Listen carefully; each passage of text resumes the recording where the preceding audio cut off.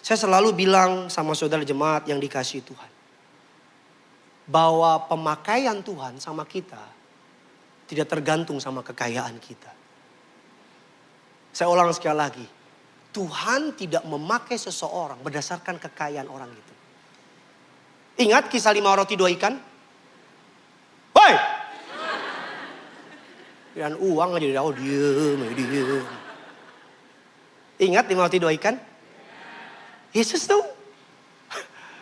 dia nggak nanya, dia nggak bilang gini, pet, sini pet. Tinggal berapa duit pet? No. Yesus dengan enteng ngomong begini. Kasih makan mereka. 5.000 orang, belum laki-laki, belum perempuan. 5.000 orang, oh, hitung gampang aja, 15.000. Yesus gak pusing tuh. Karena kenapa? Kalau Tuhan mau pakai orang, Tuhan gak lihat nilai rekeningnya. Tuhan lihat hati orang itu. Karena kekayaan, kemuliaan datang dari Tuhan. Tepuk tangannya bisa lebih dahsyat dari ini, saudara.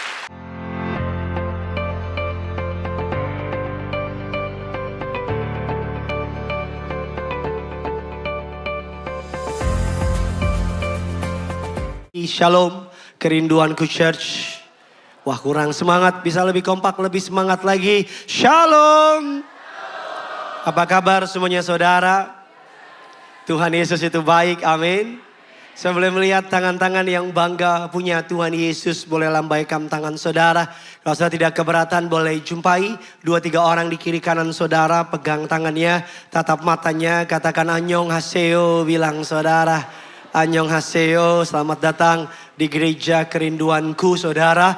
Di minggu kelima di bulan Mei ini kita akan membahas dari sebuah tema besar dari ciptaan yang baru, the new creation of Christ, atau ciptaan yang baru di dalam Kristus. Bisa ditampilkan selama 5 minggu saudara diajar mengenai berbagai macam pemahaman tentang kebenaran firman Allah. Dan sampai di minggu kelima yaitu stewardship, money and trust, uang dan kepercayaan. Saya disclaimer dulu, saya mengkhotbahkan ini dengan hati nurani yang bersih, dengan hati nurani yang murni. Karena khotbah tentang uang biasanya khotbah yang banyak dihindari di mimbar-mimbar gereja.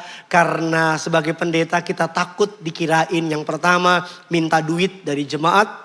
Dan yang kedua, kita takut dibilang tidak peka karena ekonomi lagi cenderung tidak mudah. Dan apalagi muncul di sana gambaran-gambaran pendeta-pendeta yang katanya kaya karena uang persembahan, yang katanya kaya karena perpuluhan, dan seterusnya. Saya tidak menafikan memang ada beberapa oknum yang tidak bertanggung jawab. Tetapi kalau pembahasan mengenai uang tidak ada di Alkitab, maka saya tidak akan, I never touch it. Saya nggak akan pernah sentuh, tetapi karena ada pembahasannya di Alkitab. Oleh karena itu izinkan saya mengajar saudara, dan kiranya khotbah ini boleh memperlengkapi saudara. Katakan Saya berjudul khotbah saya adalah In Money We Trust. In money we trust. Tentunya kita pernah dengar in God we trust. Ini in money we trust. Tentunya ada kalimat tanda tanya di sana. Ini bukan statement, ini adalah sebuah pertanyaan. Kalau uang bisa bicara, ada lagu dulu yang terkenal, kalau bulan bisa ngomong. Kalau uang bisa ngomong, kira-kira uang bakal ngomong apa sama kita? Kira-kira, saudara, kira-kira. Nih, saudara diem semua pendukung Arsenal ya, saudara ya. Yang tadi malam kalah adu bil hati saudara ya. Kalau uang bisa ngomong, kira-kira uang akan ngomong apa? Saya mau cari beberapa kemungkinan. Yang pertama, kalau uang bisa ngomong, Tuhan uang akan ngomong demikian. I can add meaning in your life, but I'm not the meaning of life. I can add the meaning in your life, but I'm not the meaning of your life. Aku bisa menambahkan makna dalam hidupmu, tapi aku bukan makna dari hidupmu. Yang ngerti bilang amin dulu. Dikatakan uang adalah alat, aku adalah alat, aku adalah ujian. Uang itu tools, uang itu juga ujian. Saat kamu berpikir kamu memiliki uang, Sesungguhnya uang yang memiliki kamu. Karena ketika kita mati, uang kita akan pindah ke orang lain. Betul apa tidak? Semua barang yang kita punya ketika kita mati akan tinggal dimiliki oleh orang lain. Rumah yang kamu punya akan dimiliki orang lain. Mungkin keluargamu, tapi generasi 3-4 ke bawah bisa jadi orang lain. Jam, mobil, dan seterusnya. And by the way, saya sudah siap sama respon saudara. Karena tadi pagi pun di Bekasi juga responnya semua awal-awal diam saudara. Bahkan ada orang baru mulai khotbah, judul baru dibuka, langsung dia pegang tasnya erat-erat. Karena dia bilang, ini pasti duit nih, ini pasti habis ini Gideon minta duit. No, saudara. Habis ini tidak akan ada persembahan 2 kali. Habis ini tidak akan ada bagi saudara yang ingin memberikan persembahan maju ke depan. Tidak akan ada seperti itu. Tapi sebagai gembala, saya ingin menyampaikan kebenaran firman Allah. Pembahasan mengenai uang sering dihindari di gereja. Bahkan ada beberapa pendeta yang ngomong dengan bangganya, saya tidak pernah khotbah soal uang, kelihatannya benar gitu. Padahal Alkitab mengajar, kalau saudara mempelajari, Rasul Paulus membahas tentang kasih dalam 1 Korintus 13, itu 1 Korintus 13 sebanyak 13 ayat. Tetapi Rasul Paulus membahas mengenai uang dalam 1 Korintus 8 dan ke-9 sebanyak 39 ayat. Saya ulang lagi. Rasul Paulus membahas mengenai kasih dalam 1 Korintus 13 itu sebanyak 13 ayat. Tetapi Rasul Paulus membahas mengenai uang dalam 1 Korintus 8 dan ke-9 sebanyak 39 ayat. Bukan berarti uang lebih penting daripada kasih, no. Tapi Rasul Paulus ingin bilang demikian. Bahwa uang Bapak Ibu ditentukan dari kasihmu. Oke, tidak ada yang amin, gak apa-apa, saya sabar saudara. Uang ditentukan dari caramu mengasihi. Karena ketika kamu mengasihi, maka kita suka dengar kan, ketika sentuh hatinya, maka dompetnya mengalir. Begitu kan? Ya kan saudara? Nah kalau kita melihat dalam Alkitab, Kisah Rasul 20 ayatnya yang ke-20 bilang demikian. Ini alasan kenapa Paulus ngajar soal uang. Mari kita baca 3, 2, ya. Sungguh pun semua kuberitakan dan baik di muka umum maupun di dalam rumah kamu. Ayat 27 kita baca. Sebab memberitakan seluruh maksud Allah kepadamu. Jadi ketika kita bicara mengenai uang, Bapak Ibu, Alkitab memberikan maksud Allah. Allah ingin mengajar kita bagaimana kita mengelola berkat yang Tuhan beri. Katakan amin. Saudara ingat, berkat kalau tidak dikelola bisa mendatangkan bencana. Alkitab katakan datanglah hujan, maka dikatakan turunlah hujan, maka banjir itu datang. Dalam Alkitab hujan bicara mengenai berkat.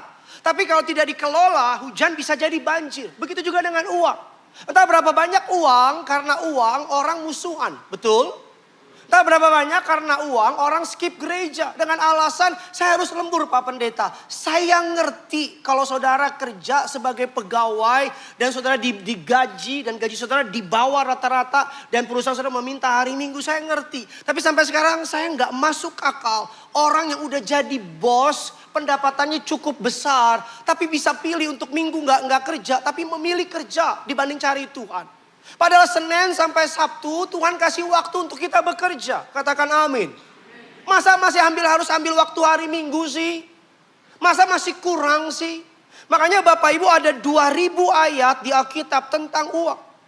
Matius 6 ayat yang ke-24. Saya rasanya mau ganti judul khotbah saudara. Matius 6 ayat yang ke-24. Yuk kita baca. 3. Kalau jadi gembala repotnya gitu saudara. Jadi gembala gak bisa pilih-pilih bahan. Karena apa yang perlu diajar harus diajarkan. 3, 2, ya.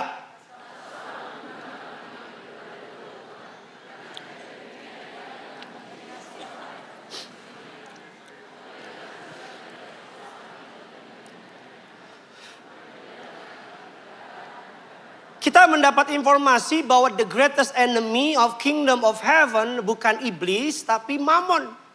Mamon di sini bicara uang. Pernyataan Yesus menjadi sangat menarik karena Yesus meletakkan Mamon menjadi kompetitor daripada Allah sendiri. Seringkali kita pikir kompetitor Allah itu adalah iblis. Tapi di sini kita lihat bahwa kompetitor Tuhan itu adalah Mamon.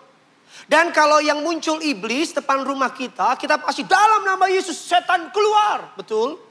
Tapi kalau yang muncul uang, dolar, kita akan bilang dalam nama Yesus, masuklah dan tinggallah. Betul apa tidak? Kalau yang muncul kuntilanak, pocong, setan, kita akan bilang, oh darah Yesus protect my house. Tapi kalau yang muncul dolar, in God we trust, 17.900 itu, kau akan mulai nyanyikan, mari masuk, masuk ke dalam dompetku, datang sekarang.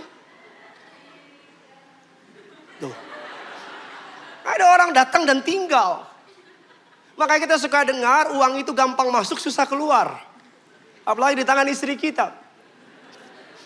Dia masuk, makanya Alkitab katakan seperti bapak sayang anaknya. Bukan seperti ibu sayang anaknya. Karena bapak-bapak murah hati, ibu-ibu kurang murah hati. Kalau bapak, ibu-ibu minta, ma, ini, kalian udah habis? Gak ada. Kalau Tuhan seperti ibu-ibu repot kita. Tuhan tolong aku, kemarin gimana? Habis, lihat. Seperti bapak sayang anaknya. Bapak yang bilang, Pak minta Pak. Jangan bilang-bilang mama ya. Dari ketawa-ketawa kita persatuan bapak-bapak semua di sini. Sama kita semua. Bapak ibu jemaat yang dikasih banyak anak muda selesai sekolah. Kalau ditanya, habis sekolah cari apa? Cari uang dong Pak. Jarang saya dengar cari Tuhan. Bahkan banyak ibu-ibu ngajarin anak gini. Kamu kalau cari cowok, cari yang kaya. Saya bingung itu untuk kepentingan ibunya atau kepentingan anaknya. Bahkan ada ibu, kamu kalau cari cowok, cari yang kaya. Kalau bisa orang tuanya udah mau mati. Yang udah tinggal 2 minggu lagi lah. Jadi ketika kamu orang tuanya mati, kamu yang warisin. Jarang saya dengar orang tua bilang, cari yang takut akan Tuhan. Kalau bisa yang kaya. Mari kita mulai dengan sebuah kebenaran firman Allah. Bapak ibu jemaat. Don't choose a man because he has the things that money can buy. Choose him because he has the thing money can buy. Mama saya pernah ngomong gini sama saya. Kalau kamu masih bisa dibeli sama uang Gideon, kamu masih murahan. It hits me hard. Kalau kamu masih bisa dibeli sama uang, kamu masih murahan Gideon. Sebagai pendeta, izinkan saya ngomong saudara sama saudara apa adanya. Apalagi pendeta kekinian, pendeta zaman sekarang. Kadang-kadang dalam kependetaan kami melayani Tuhan, kami melayani di gereja-gereja, di persekutuan doa. Kalau kami nggak jaga hati kami baik-baik, kami tahu kok mana persekutuan yang isinya mari masuk. Sama mana persekutuan yang isinya datang tadi antar pulang gak diundang. Kami tahu kok, kami ngerti. Tapi kami belajar untuk menyampaikan firman bukan berdasarkan persembahan kasihnya. Bilang amin dulu. Karena kalau pengen kaya, gak jadi pendeta, jadi pengusaha lebih terhormat. Yang lebih baik pengusaha hati pendeta. Daripada pendeta hati pengusaha. Yang setuju boleh bilang amin dan berikan tepuk tangan dulu yang dahsyat bagi Tuhan kita. Mari kita mulai sebuah pemahaman. Uang itu penting. Tapi bukan segalanya. Ada yang mau bilang amin? Uang itu apa? Penting. Ini sewa gedung pakai apa? Kita nggak bilang God bless you. Dan kata ownernya God bless you too, get out. Tadi kemari Bapak Ibu lewat tol, itu pintu tolnya pakai uang. Saya nggak bilang in the name of Jesus, open the gate. Itu gate-nya nggak kenal Jesus. Uang itu penting, sama-sama bilang sama saya uang itu penting. Tapi bukan. Jadi orang yang bilang uang itu nggak penting, cuma 2 kemungkinan. Nggak punya uang, atau memang dia nggak ngerti. Uang itu penting. Dan saya pelajari, ada sikap orang lucu, sikap yang lucu di antara orang percaya. Ketika miskin, mereka berkata uang itu jahat. Uang itu jahat. Tapi ketika mereka diberkati Tuhan, kaya, mereka bilang puji Tuhan, uang itu berkat. Jadi uang itu kalau kita lagi miskin, kita bilang uang itu jahat. Tapi kan kita lagi kaya, kita bilang uang itu berkat. Dan celakanya mari kita jujur. Dalam Wahyu 5 ayatnya yang ke-12. Sebelum saya masuk membahas apa yang ingin sama. Wahyu 5 ayat yang ke-12. Kita baca sama-sama. 3, 2, iya.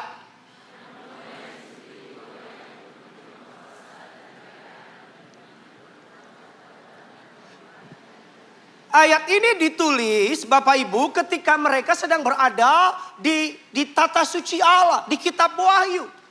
Ayat ini bilang bahwa anak domba Allah yang disembelih itu layak menerima kuasa. Number one. Dan yang kedua adalah kekayaan. Kuasa, kekayaan, hikmat, dan kekuatan. 4 hal ini kalau tidak dapat dikendalikan dengan baik bisa bahaya. Kuasa, kalau tidak dapat kita kendalikan dengan baik bisa bahaya. Betul tidak? Kekayaan, demikian juga hikmat, betul tidak? Kekuatan. Jadi kalau saudara berpikir Tuhan tidak tertarik dengan kekayaan, saudara salah. Bukan berarti Tuhan butuh uang kita. No. Tetapi Tuhan dapat memakai kekayaan kita untuk hormat, kemuliaan bagi nama Tuhan. Amin. Saya mau bilang, uang itu sementara tapi dampaknya bisa kekal. Amin, kayak apa gitu? Uang itu sementara tapi dampaknya bisa kurang semangat. Uang itu sementara tapi dampaknya bisa. Apa maksudnya? Uang ini sementara. Nilainya apalagi rupiah. Aku cinta rupiah. Biar dolar.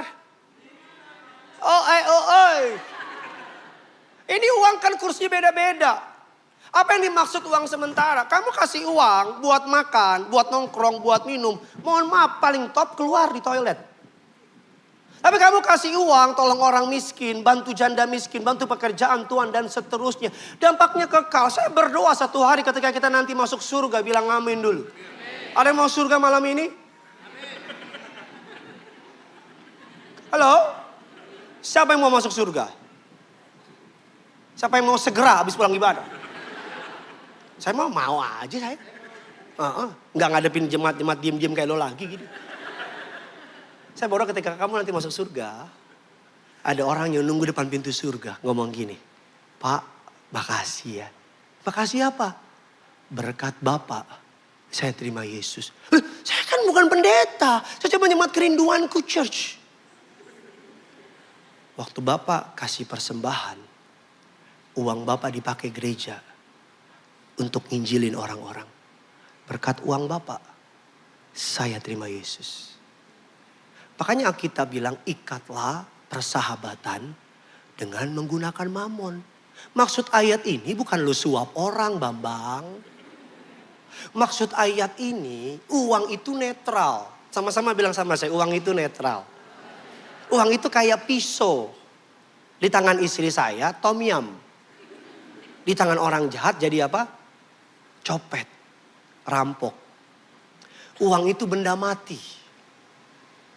Tetapi yang lucu, pertanyaan sederhana. Kamu yang milikin uang atau uang yang milikin kamu? Cirinya gampang. Kalau nggak ada duit, biasa kan gitu kan awal bulan kan sukacita semua. Sungai sukacitamu. TK 31 kan, baru gajian dong. Mengalir dalamku. Oh yes. Baru gajian. Coba minggu keempat kemarin tuh. 5 minggu kan minggu keempat paling menderita kan. Tanggal 23, 24. Ku telah mati. Tinggalan. Apalagi kalau makin berat lagi udah. Dalam Yesus kita bersaudara. Pinjem dong. Bapak Ibu jemaat yang dikasih Tuhan. Bahwa uang. Bapak Ibu jemaat yang dikasih Tuhan. Uang adalah benda mati. 1 Tawarik 29 ayat yang ke-14 mengatakan demikian. Mari sama-sama kita baca. 3, 2, iya. Siapakah? Dan siapakah? Sehingga kami mampu memberi sukarela seperti ini. Sebab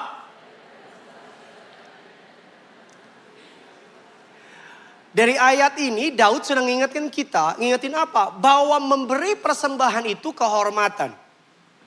Nggak semangat. Memberi persembahan itu kehormatan. Mengembalikan perpuluhan itu mengembalikan. Itu haknya Tuhan. Jadi jangan ngerasa kamu yang master. Tuhan yang kamu kasih kayak kita makan di restoran tuh. Nih. No. Karena ada persembahan yang tidak diterima oleh Allah. Ananias, Safira. Alkitab mengatakan Allah menolak persembahan mereka. Kain dan Habel. Allah menolak persembahan mereka. Jadi kalau saudara memberi persembahan dan Tuhan terima is a blessing. Amin. Karena nggak semua orang loh, banyak orang. Karena memberi bukan soal banyak duit. Ada orang banyak duit, pelitnya minta ampun. Setan pun ketemu dia sungkem. Setan bilang, gila perasaan gue sama setan lebih pelitan dia. Betul tidak? Karena memberi dan kedua, memberi itu harus sukacita, sukarela. Saya mau bilang sama saudara, kalau saudara memberi persembahan di gereja dengan tidak sukarela, dengan tidak sukacita, ambil uangmu, gereja ini tidak butuh uangmu dan Tuhan tidak mau duitmu. Saya ulang sekali lagi, kalau saudara memberi persembahan di gereja dengan tidak bersukacita, dengan tidak sukarela, ambil duitmu, gereja ini tidak butuh duitmu dan Tuhan tidak mau uangmu. Tapi kalau kamu memberi bagi pekerjaan Tuhan, senyum. Oh, gak mau kasih ya? Gak mau ya. Bapak Ibu jemaat yang dikasihi Tuhan, memberi harus sukacita. Karena bukan soal rupiahnya, bukan soal angkanya. Jangan memberi gini nih. Kita kembalikan persembahan kita.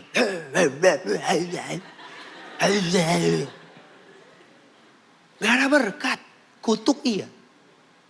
Tapi memberilah dengan ku bawa korban syukur ke tempat kudus-Mu Tuhan, hatiku limpah dengan syukur, sebab Tuhan baik.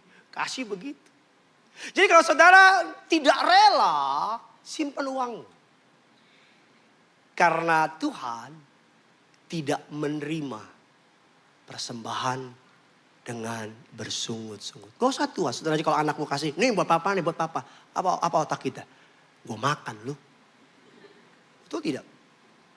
Daud berkata demikian, siapalah kami? Siapalah kami? Sehingga kami mampu memberikan persembahan sukarela.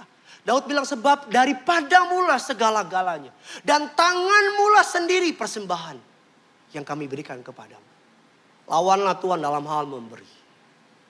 Maka engkau gak akan pernah menang. Amin. Mari kita masuk dalam inti kebenaran. Saudara siap diberkati? Kita berikan tepuk tangan dulu yang dahsyat bagi Tuhan kita. Ada 5 yang ingin saya bagikan sama saudara mengenai in money we trust. Yang pertama, from blessing to idol. Ketika hadiah menjadi Tuhan. Money is a gift. Sama-sama bilang sama saya, money is a gift. Jadi jangan sampai gift become God. Jangan sampai kita terlalu mengasihi ciptaannya sampai melupakan sang pencipta.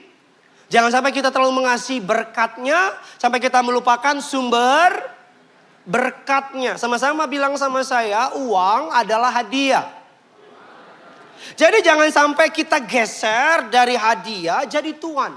Ingat ketika kisah orang muda yang kaya, ingat?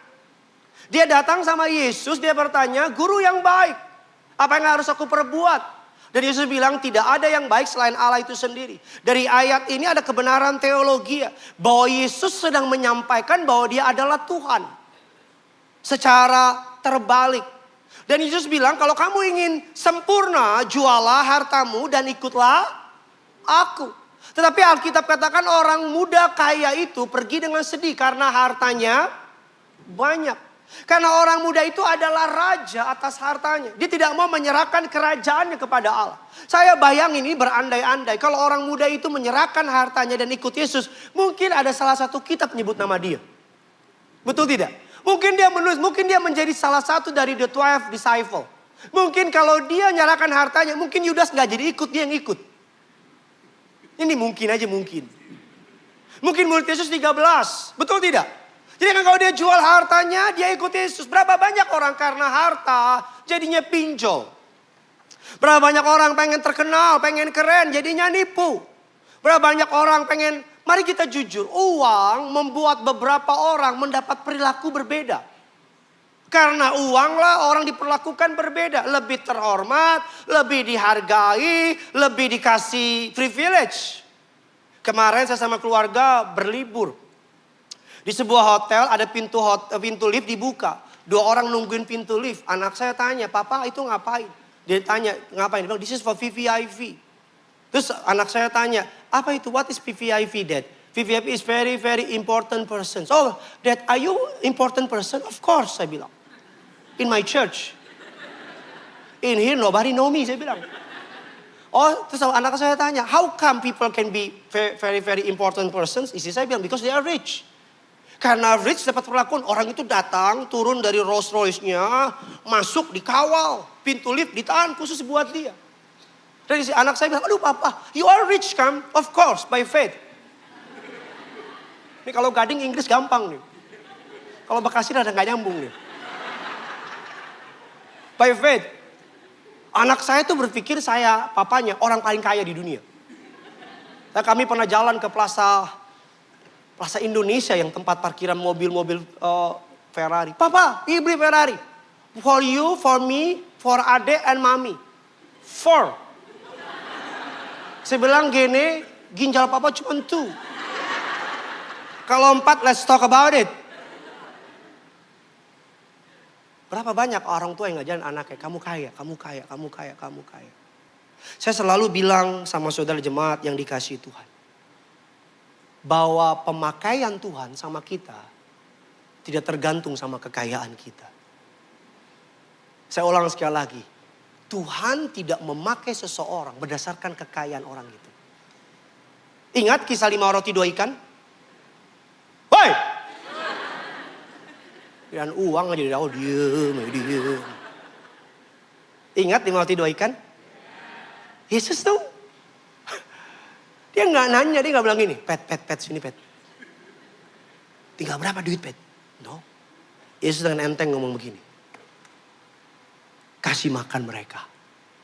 5.000 orang, belum laki-laki, belum perempuan. Belum orang Batak lagi. Kalau ada orang Batak udah langsung dibungkus sama dia. 5.000 orang, hitung gampang aja, 15.000. Yesus gak pusing tuh. Karena kenapa? Kalau Tuhan mau pakai orang, Tuhan gak lihat nilai rekeningnya. Tuhan lihat hati orang itu. Karena kekayaan, kemuliaan datang dari Tuhan. Tepuk tangannya bisa lebih dahsyat dari ini, saudara. Yang kedua, Bapak Ibu, apa yang bisa kita pelajari? Yang kedua mengenai uang, bahwa wealthy on the outside, bankrupt on the inside. Apa maksudnya?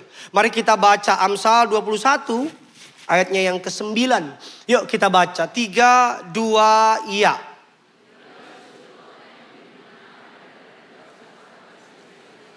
Kalau kita baca ayat ini kita nggak akan mengerti. Tapi kalau kita mengerti konsep Timur Tengah. Bahwa orang kalau punya loteng berarti kemungkinan besar dia kaya. Dia kaya. Dia punya duit. Tetapi ayat ini bilang demikian, tinggal di sudut loteng lebih menyenangkan daripada tinggal serumah dengan istri yang suka bertengkar. Apa maksudnya? Maksudnya sederhana, tidak ada hubungan yang pasti antara punya uang banyak sama hidup bahagia. Memang gak ada yang bilang amin. Tidak ada hubungan yang pasti antara punya uang banyak dengan hidup bahagia. Karena berapa banyak artis-artis, aktor-aktor, milioner-milioner, orang-orang kaya yang bunuh diri. Betul, uang bisa mempermudah hidup kita. Setuju bilang amin. Betul, uang itu penting. Saya udah bilang di awal khotbah saya kan, uang itu apa? Tapi bukan segalanya. Adik-adik muda, perempuan. Jangan jual badanmu karena uang. Saya saksi mata di Manado. Saya lagi nunggu. Waktu itu iPhone berapa? 15 apa 12? Ada anak-anak muda, perempuan cantik. Deketin om. Om beli dong om, beli dong om. Beli iPhone. Cuma buat iPhone terbaru. Berapa banyak anak-anak muda pengen ambil shortcut. Jadi simpanan orang-orang, ani.com. Untuk apa? Dapat kemudahan. Sekarang bukan hanya ani-ani, juga ada laki-laki dipelihara sama tante-tante. Berapa banyak orang nabrak aturan hukum. Berapa banyak orang menipu sana sini dan seterusnya. Karena apa? Uang. Bapak Ibu jemaat yang dikasihi Tuhan, big truth. Money is temporary tool, not the ultimate goal. Uang adalah alat sementara, bukan goal sejati. Katakan amin. Ada 4 kebenaran uang akan dusta-dusta yang ditawarkan uang. Yang pertama, uang akan membuat uang akan memuaskanmu. Enggak. Berapa banyak orang yang karena punya uang justru jatuh sama narkoba. Jatuh sama yang namanya minuman-minuman keras. Betul tidak?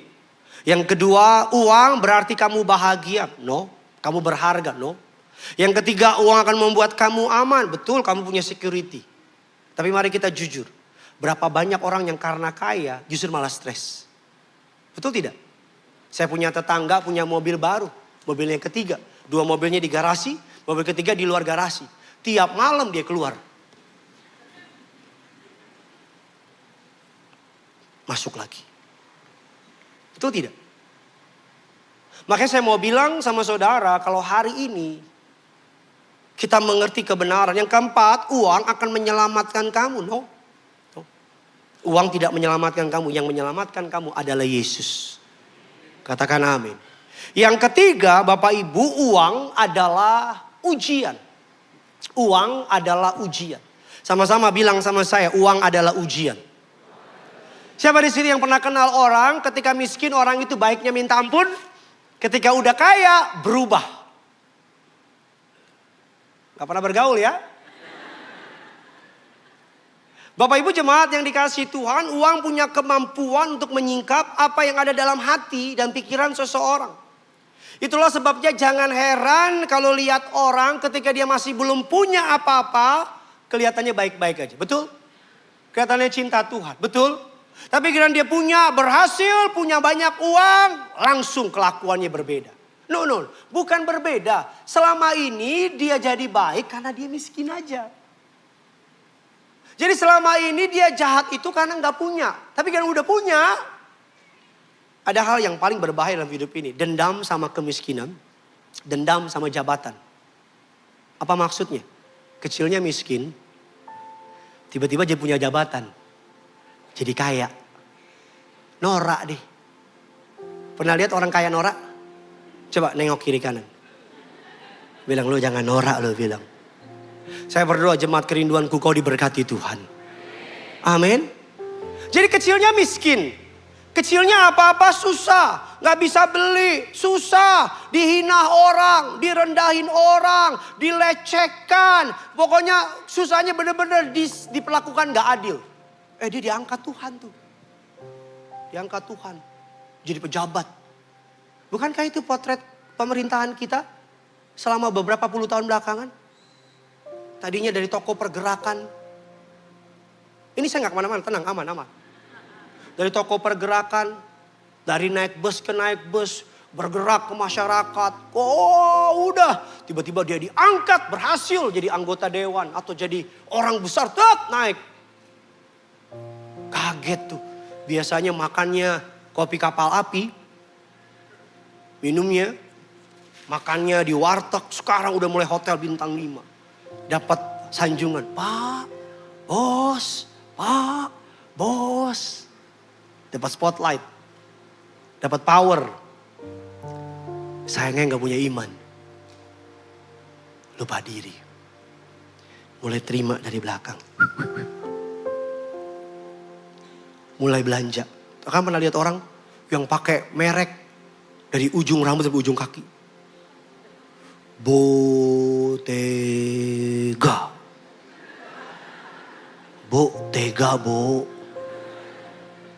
Hermes.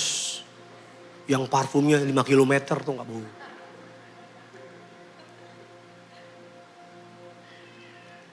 Saya kecil miskin. Miskin jual koran.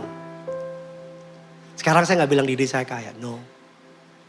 Tapi saya ngerti kok, ketika punya duit kalau gak punya pengendalian diri, bisa lupa diri. Betul gak? Pengen beli. Sudah kalau dijual juga saya beli. Sombong amat nih Gideon. No. Makanya ada istilahnya yang namanya explosive buyer atau buying atau beli apa saya lupa namanya itu ibu-ibu yang tahu. Bapak Ibu jemaat yang dikasihi Tuhan, uang adalah ujian. Sama-sama bilang sama saya, uang adalah ujian. Saya mau tanya, Orang yang banyak duit sama orang yang duitnya dikit. Kira-kira pengadilan Allah sama apa beda? Diadilinya sama? Beda dong. Konglomerat nih. Dikasih duit banyak, dikasih posisi banyak, dikasih pegawai banyak, dikasih hidup 70 tahun. Sama yang satu nih, konglomerat. Tuhan akan tanya sama yang kaya. Aku kasih kamu uang 10 triliun. Asisten 20. Tinggal di penthouse di berbagai negara di dunia. Apa yang udah kamu lakukan untuk pekerjaanku? Apa yang udah kamu lakukan untuk pekerjaanku? Betul tidak? Makanya Spider-Man bilang demikian. With the great power. Gak pernah nonton? Comes great responsibility. Saya gembala. Tanggung jawab saya beda. Sama yang bukan gembala. Kamu ayah. Tanggung jawabmu beda sama yang jomblo. Kamu yang hari ini dikaruniakan kekayaan lebih. Sebagai gembala dari gereja ini. Pesan saya. Perhatikan kemana uangmu pergi. Adakah menolong orang miskin? Adakah menolong pekerjaan Tuhan? Adakah membantu orang-orang yang kekurangan atau tasmu 70? Karena ketika nanti kita dipanggil Tuhan. Tuhan gak akan panggil tas kita. Panggil tas. Dia akan bersaksi. Tas bilang, tas maju. Saya Hermes. Kulit buaya darat.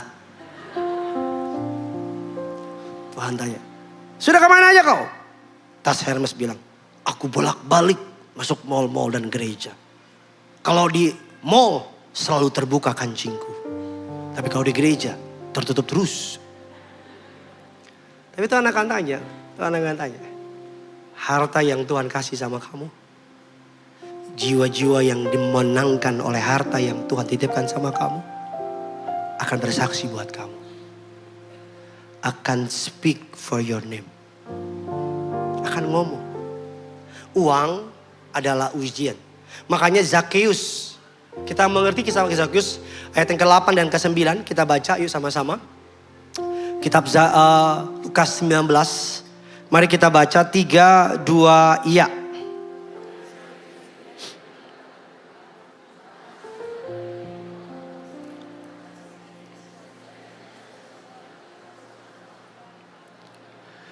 Ayat yang ke-9 kata Yesus kepadanya.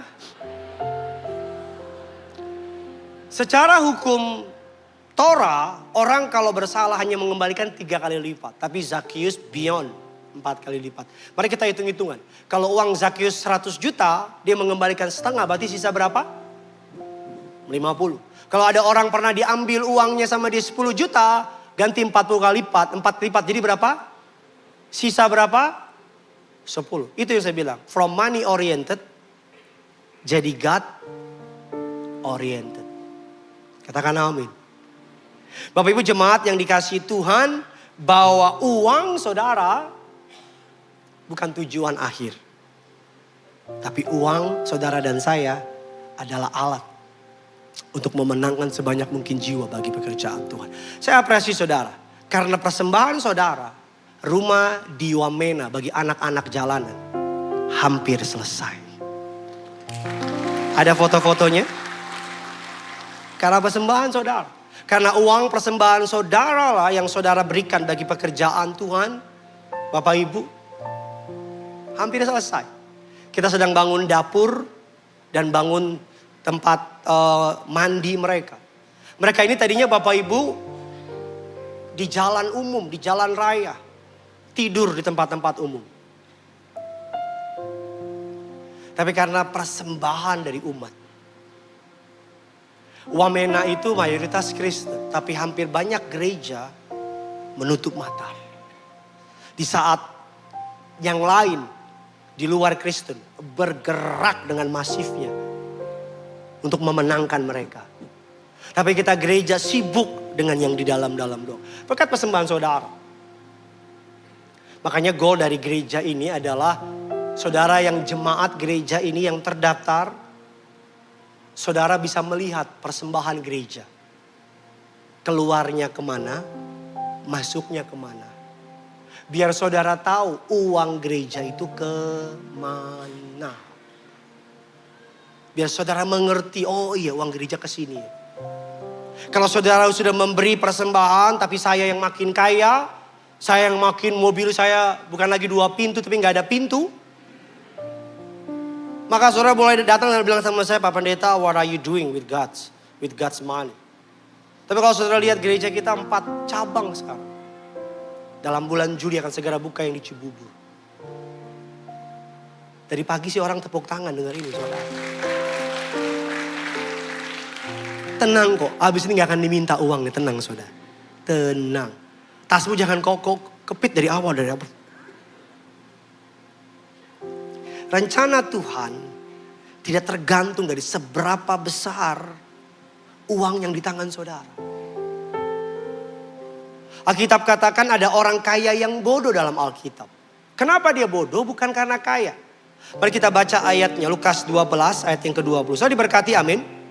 Yuk kita baca, 3, 2, iya.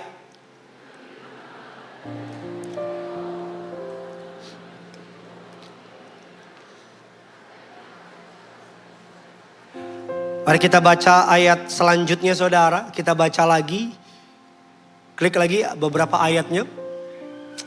Lalu katanya inilah yang akan aku. 1, 2, aku 3 lebih besar dan aku 4 menyimpan dalam segala gandum dan barang-barangku. 5 dari seluruh judul perikop ini Bapak Ibu 11 kali orang kaya ini bilang aku. Masalahnya bukan kekayaan, tapi masalahnya orang kaya ini memikirkan kekayaannya untuk dirinya sendiri. Aku. Maka dia berkata, sudah ada padamu harta, tidurlah dengan nyenyak. Apa kata Tuhan? Hai orang bodoh, malam ini juga ku cabut nyawamu. Untuk siapakah harta yang banyak itu? Yang ngomong dia bodoh bukan manusia, tapi siapa? Tuhan. Siapa yang mau dibilang bodoh sama Tuhan, angkat tangan. Karena kalau Tuhan yang bilang bodoh berarti udah susah, gak bisa ditolong gitu. Maksudnya apa? Cari duit harus. Kerja keras wajib. Tapi jangan lupakan. Uang bukan tujuan akhir. Uang adalah alat untuk kita dapat pakai untuk kerajaan surga. Amin. Kamu yang masih skip hari Minggu karena bisnis, karena networking. Aduh Pak Pendeta, saya Minggu gak bisa gereja. Mau main golf sama teman-teman, networking. Manusia punya networking, sama Tuhan kau gak punya networking. Kamu main golf nih, kau pukul. Cus. Tuhan bisa loh, bolanya muter kena kepalamu. Bisa. Cuman Tuhan bukan kayak saya. Kalau Tuhan kayak saya pasti kena kepala. Ada 7 hari dalam seminggu. Senin, Selasa, Rabu, Kamis, Jumat, Sabtu. Cari duitlah. Carilah. Tapi hari Minggu, hari Sabat, jangan otak-atik. Cari Tuhan. Bukan berarti Senin gak cari Tuhan. Saya ngerti kalau kamu pegawai yang harus jaga toko. Minggu harus masuk. Saya ngerti. Saya berdoa, Tuhan kasih kamu kerjaan yang Minggu bisa libur. Yang ikut saya namanya Dr. Zion. Yang megang slide, boleh bangkitin Dr. Zion? Ini Pastor Zion Sahertian. Dia seorang pendeta sekaligus juga seorang dokter kecantikan. Dia cuma libur hari Minggu. Kalau masuk jaga kliniknya hari Minggu, lemburan lebih banyak. Tapi dia milih hari Minggu untuk melayani. Ke gereja. Cari Tuhan. Amin. Bilang kiri kanan saudara, minggu depan jangan hilang loh. Yang kelima, yang terakhir. Ada 2 jenis kekayaan. 1 pilihan. Yang pertama, kekayaan material, finansial, sementara, bisa habis, bisa hilang. Yang kedua, kekayaan spiritual, kekal, tidak bisa dirampas. Hartamu bisa dicuri, rumahmu bisa kemalingan dan sebagainya. Bursa saham, IHSG, bisa kemerah, kebakaran, tapi harta di surga. Alkitab katakan dalam kitab Ibrani 11, 24-25. Karena iman, maka Musa setelah dewasa menolak anak putri Firaun karena ia lebih suka daripada sementara menikmati kesenangan dari ia menganggap penghinaan karena Kristus daripada semua harta Mesir, sebab pandangannya ia arahkan kepada siapa? Kepada upah. Saya mau tanya, pangeran Mesir kaya atau kaya banget? Tapi Musa tinggalin kekayaan pangeran Mesir menjadi bagian dari budak Israel. Betul tidak? Karena Musa tahu. Saya pesan ya, jangan jual Yesus. Kok gak ada yang amin? Saya pesan ya, jangan jual Yesus. Demi apapun juga. Amin. Anak-anak muda, jangan karena cowok, jangan karena cewek, jangan karena bisnis, jangan karena karir, kau jual Yesus. Sekali Yesus, selama-lamanya tetap Yesus. No choice. Harta sesungguhnya, saya tutup dengan ini, harta sesungguhnya. Harta rohani, keselamatan. Siapa yang yakin sudah diselamatkan? Bisa angkat tangan. Yang kedua, harta jiwani, peace of mind, shalom, damai sejahtera. Jiwa yang mengampuni, tidak iri hati. Hati yang dipulihkan itu mahal. Yang ketiga, harta tubuh, kesehatan. Sehat itu mahal tidak?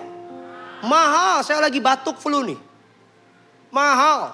Seperti tadi pas khotbah tuh rada-rada berbayang. Setelah tiba-tiba ada 5.000 gitu. Sehat itu mahal. Jangan sampai sakit dulu baru sadar sehat itu mahal. Yang keempat, harta hubungan. Nama baik, sahabat. Jangan karena uang. Sahabat musuhan. Yang kelima, harta keluarga. Pasangan, anak yang takut akan Tuhan. Itu harta yang mahal. Betul tidak? Pak, kalau anakmu takut Tuhan, kamu orang kaya. Memang kaya yang gitu orang gak ada yang mau memang. Saya berdoa. Tuhan memberkati jemaat kerinduanku. Limpah, limpah, dan limpah. Tapi saya juga berdoa. Saudara memakai kekayaan. Uang yang Tuhan berikan kepada saudara. Untuk hormat kemuliaan nama Tuhan. Selamat hari Minggu. Tuhan Yesus memberkati saudara.